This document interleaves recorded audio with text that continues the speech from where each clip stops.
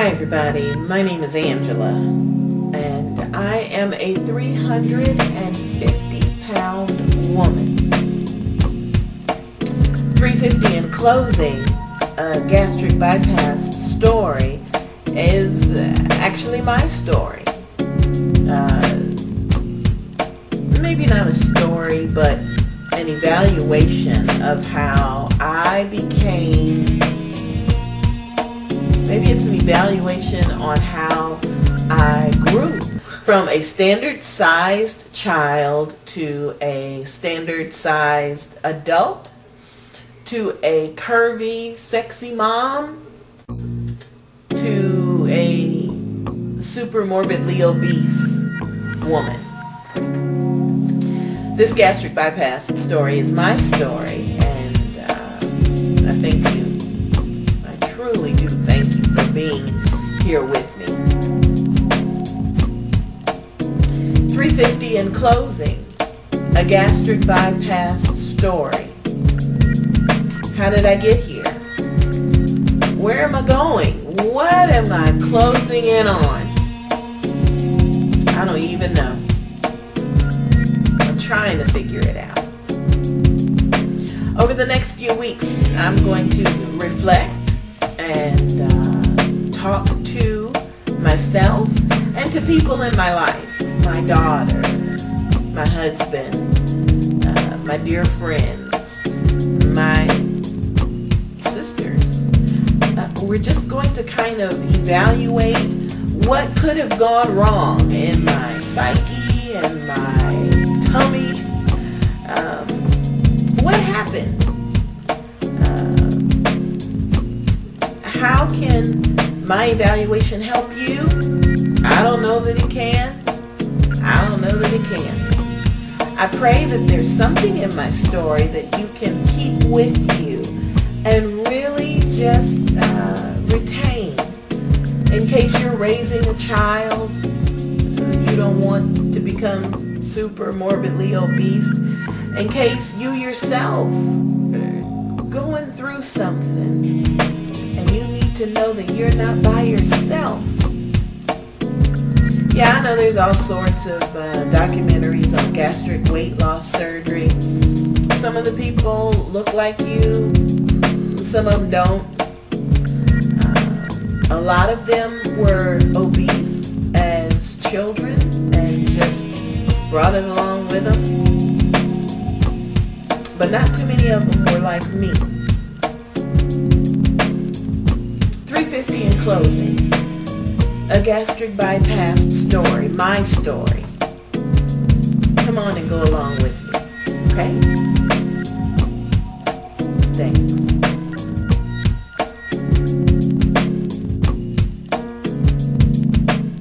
Hi everybody, this is Angela. Welcome to another video diary episode of 350 in closing. This is my gastric bypass weight loss story, and I'm really glad that you're viewing and going along with me. Today I wanted to talk a little bit about obstructive sleep apnea and how it affects me during my day-to-day life. Now, I was just recently diagnosed with sleep apnea. Some people call it O.S.A. I was diagnosed, I think, in August of 2009. I participated in a couple of different sleep studies. I remember when I left for my first sleep study, baby girl, my daughter, was just concerned that I was spending the night somewhere else. She wanted to be sure my cell phone was on so that I could call her.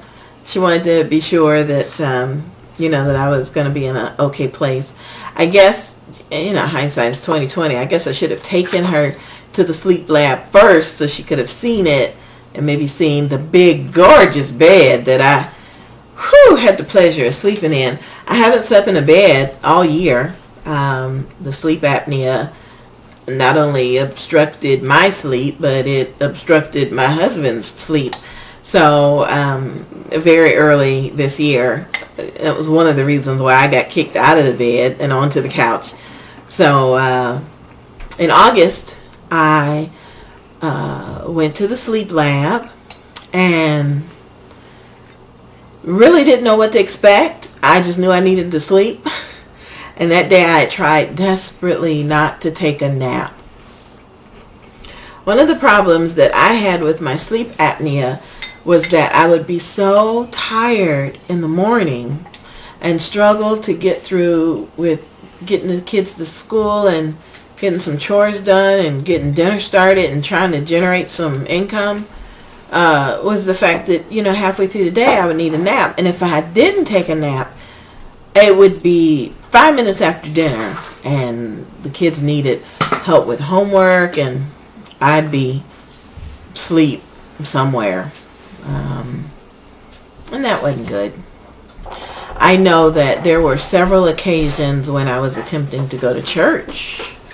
And like today, for example, man, I knew the alarm clock was going off.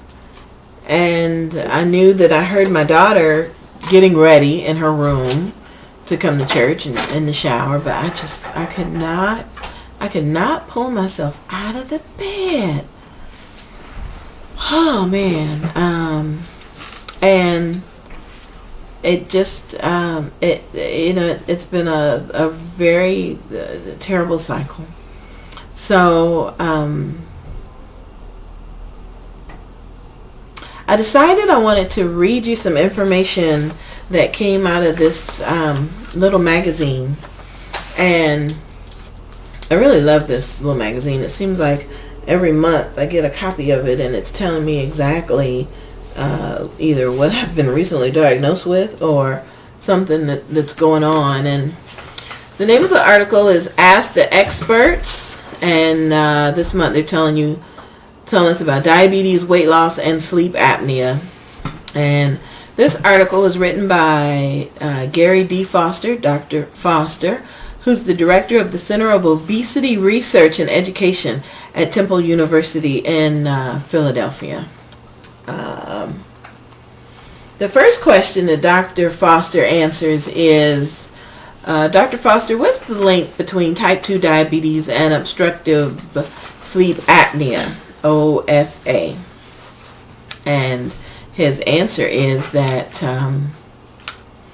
research suggests that people with obstructive sleep apnea, O.S.A., these people are at a higher risk of developing type 2 diabetes.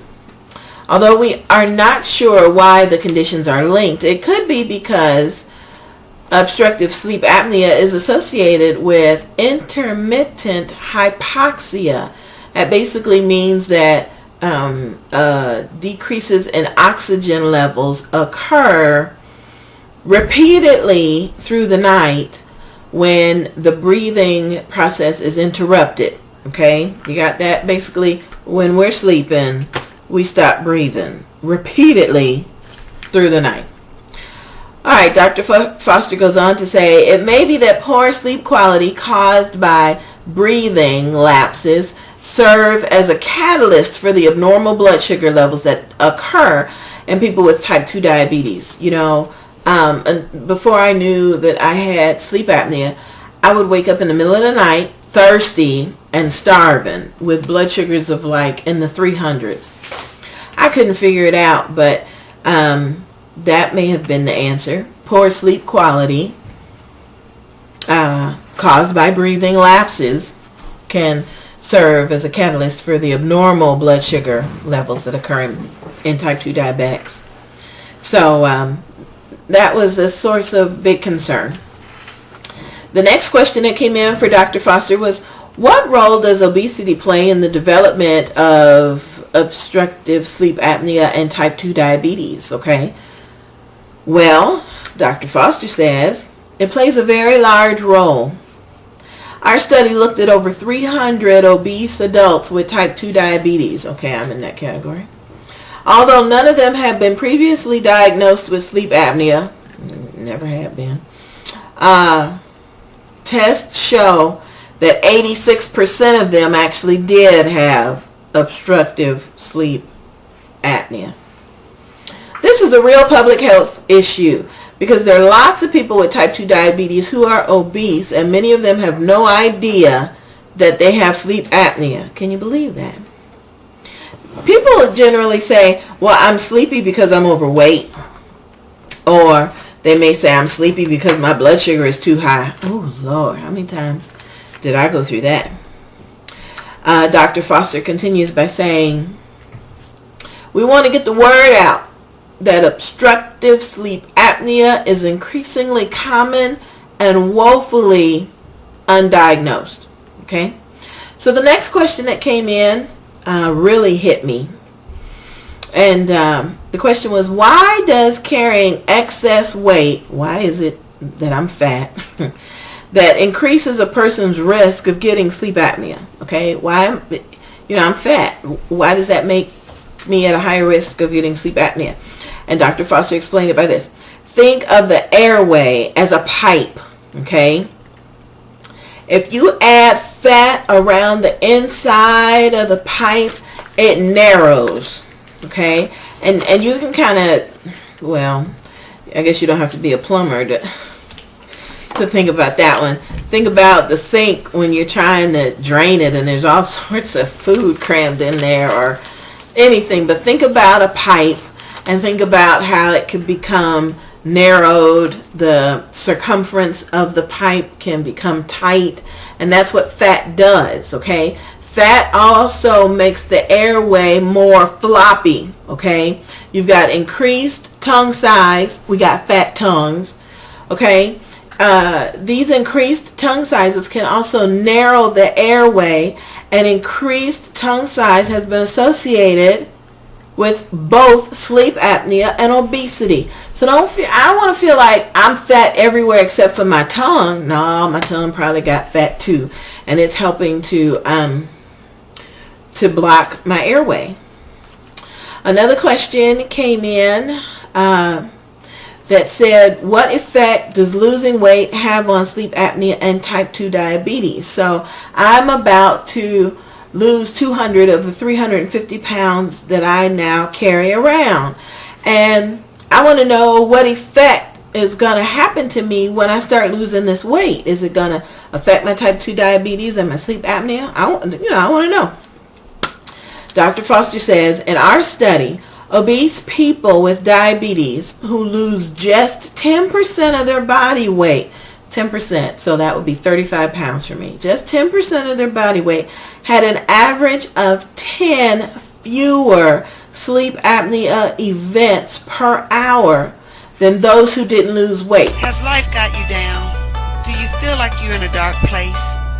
Suffering from loss of job, loss of loved ones, most of all, loss of self and loss of God? If so, allow me to introduce to you my book. Hi, my name is Dawn Martin, also known as Dazzler, and I am the writer of Fill My Cup.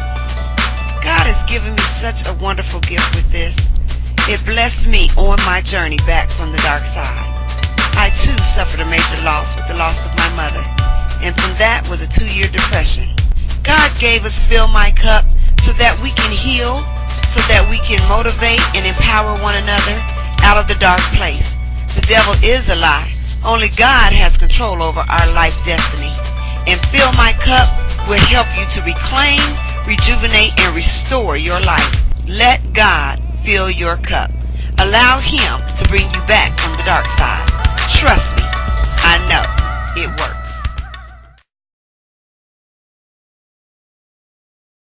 Hi, my name is John, and I'm a small business owner. I'm also the pastor of a small congregation attempting to make a difference in this community. I needed the services of an accountant who could help me with both my personal and business taxes. I wanted to work with someone local, and I found that someone. I chose to work with David Cole, CPA, with Cole and Associates. David Cole informed me that in the state of Florida, you can operate under multiple fictitious names. David taught our congregation the difference between independent contractors and employees, and the difference of separating business and personal accounts. David is located within walking distance of Universal Studios in Orlando, Florida, and he has been in business over 10 years. David Cole is a good, reliable CPA. Contact the offices of David Cole, CPA, by dialing 407-536-2033. Do you have a music ministry that needs artist management, booking, promotions and marketing, and retail distribution? Have you prayed for an affordable way to elevate your ministry with the tools to make it happen? If so, I'm looking for you. My name is Primus Terry Green Jr. and I am the CEO of Phase 7 Music Ministry. I'm headed out this summer to visit cities to find ministries such as yours to sign singers, songwriters, producers, groups, musicians, and dancers. I want to work with you to elevate your ministry. Visit thechosentour.com for more information on our tour stops and locations. Let's get started. I know that you want to be chosen to be another PG Entertainment Group Phase 7 Urban Music Artist. For more information, dial 404-969-2765. Visit our sponsor for the Chosen Tour, the spiritmagazineinc.com, where you can preview each issue and purchase the magazine for $2.99. The Spirit Magazine, not by might, but by the Spirit of the Lord. For audition information, log on to thechosentour.com. That's what's up, fam. A Bible study discussion from an honest perspective. Bible study, the way you need it, with your host, Evidence 322, based on the weekly Bible study discussions initiated by Dr. Cedric Davis. When your praise and worship, when your prayers, and when your life is not being answered, and you need a discussion that's relevant to you, then that's when you log on to watch That's What's Up. Okay, let me explain to you the way I understand what these what do he call it, events per hour mean. Some of you have heard of REM sleep. You know, it's the deepest sleep pattern that you can go into. Some people call it rapid eye movement, you know, REM. Not the rock band, but, you know, REM sleep. So what I understand is you're starting to fall asleep. And you can still hear the TV playing. You know, we really shouldn't go to sleep with the TV on. But you can still hear the TV playing. You can still hear your kids jumping around in the bed when they're supposed to be asleep. You're falling asleep.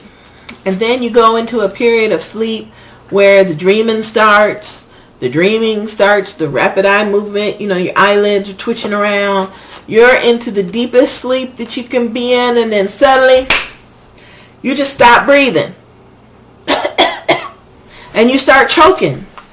And your body starts coughing and choking in a way to make your mind wake up, to make the obstruction, you know, the tongue move out the way. All these things are happening to you because your body is struggling to breathe. And it stops you from your REM sleep. It stops you from the deepest sleep you can have, okay? Now imagine going through that entire process 17, 18, 30 times in 1 hour. That's what Dr. Foster is calling an event, okay? That's it's hard to talk about it because when it was explained to me and I realized that this was actually happening to me, that I was, you know, the snoring was increased and the episodes of me failing to breathe, you know, it got me thinking about SIDS, sudden infant death syndrome. You know, doctors don't know why babies just die in the middle of the night. At night. Not in their afternoon naps, per se. We really don't hear too much about that. Not when they're nursing or drinking from a bottle. When they're asleep, something happens to them and they stop breathing. And their bodies, I guess, are so immature, their little bodies don't know to cough or to snore or to do something to make them wake up. And their mothers go check on them and they're just dead. And I think about, what if one of my kids had come in and just found me or I just stopped breathing in the middle of the night? So I know that I didn't always snore, and I know that I did not always have sleep apnea. But since I have weighed 350 pounds, I didn't need a sleep study to tell me that I had it. Has life got you down? Do you feel like you're in a dark place? Suffering from loss of job, loss of loved ones, most of all, loss of self and loss of God? If so, allow me to introduce to you my book. Hi, my name is Dawn Martin, also known as Dazzle, and I am the writer of Fill My Cup. God has given me such a wonderful gift with this. It blessed me on my journey back from the dark side. I too suffered a major loss with the loss of my mother, and from that was a 2-year depression. God gave us Fill My Cup so that we can heal, so that we can motivate and empower one another out of the dark place. The devil is a lie. Only God has control over our life destiny. And Fill My Cup will help you to reclaim, rejuvenate, and restore your life. Let God fill your cup. Allow Him to bring you back from the dark side. Trust me, I know it works. Hey there, family, it's your girl Angie B, your host of the hottest home hotspot. And this summer, Angie B presents the concert you don't want to miss. Radio, women are being disrespected in the streets. I'm telling you, God made our women beautiful. Mama hand in the Bible, he push it to the side. Hop in the ride, headed to the west side. Mama on her knees every night. Yeah. Make way for Godzilla.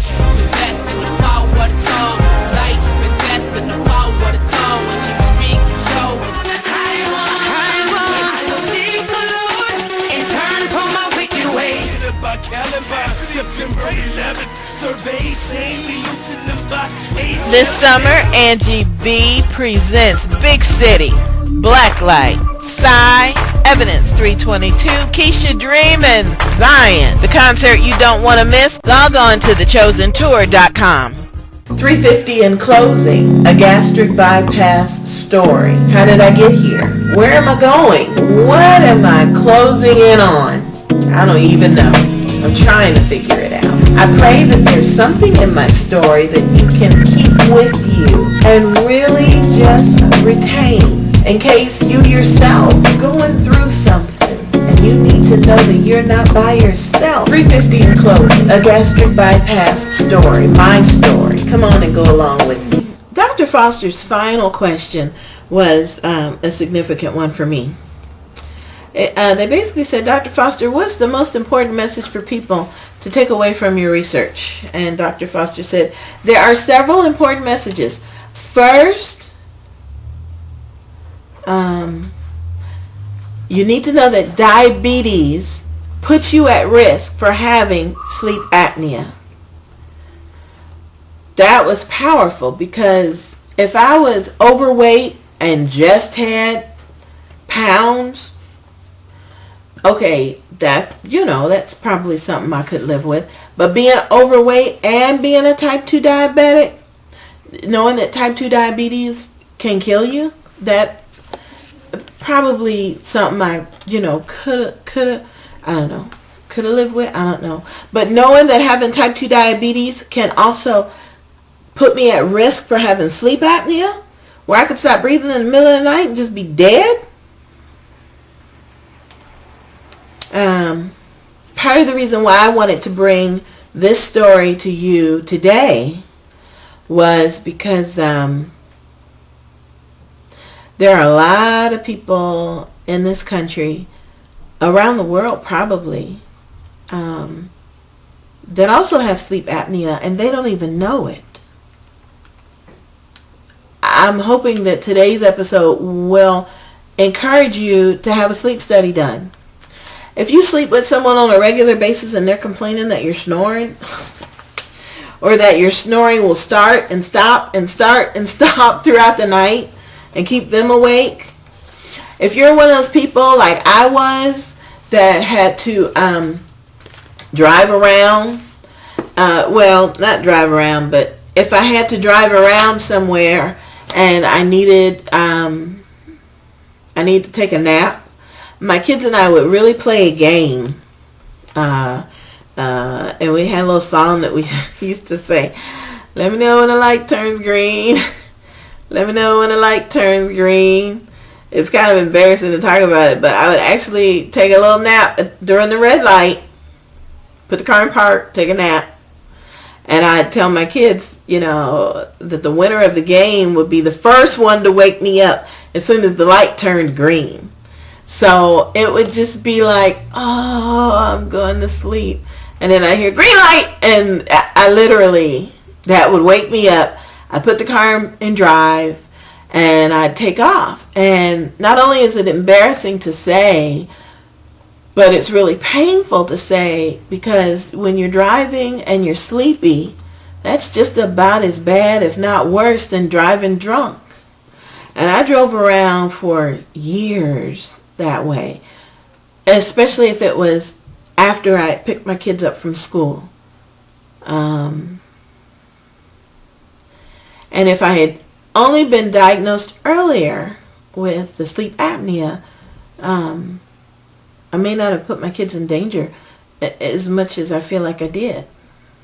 So if you feel like you're driving and you're struggling to stay awake, and you got to get that second cup of coffee, and you get home and you're, all you can do is get in the bed just to wake up the next morning and be sleepy and need a nap at work. I mean, it's a ugly cycle, and I don't want anybody to have to deal with obstructive sleep apnea the way I do. I don't want anybody to have to deal with turning down opportunities to be around other people because you're so tired. You don't want to go to church because if it lasts too long, you're going to be falling asleep. You don't want to go to movies because you don't want to waste your money because you know you're going to fall asleep in the middle of the movie. Anyway, weight loss does really make a difference in sleep apnea, and Dr. Foster's study shows that weight loss can make a difference in so many things, not just sleep apnea, but diabetes and so many other things. So I appreciate you guys for being on this journey with me. 350 in closing, a gastric bypass story. I'm sharing my experiences with you on obesity because I don't want you to live like I live. I don't want you to have to deal with the things that I have had to deal with. Having curves is great, but having sloppy curves, having curves that stop you from putting on your shoes, putting on your stockings, tying your shoes, standing, walking, breathing, sleeping, the list goes on.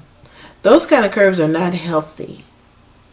And you may be carrying this weight so far, and you're not having any side effects. Yeah, well, you could be in your teens, early 20s, 30s. But, I'm 45. And not right now, not looking good to make it to 50. Not looking good. So, yeah. If you want to know more about obstructive sleep apnea, how to get a sleep study done, if you want Dr. Foster's contact information, any of that, just send an email to angiebproductions@gmail.com, angiebproductions@gmail.com, and log on to angieb.com. You'll be able to get in touch with us there, and we'll point you in the right direction, okay? Thanks for watching. My name's Angela Bennett, and I want you to be blessed. Bye-bye.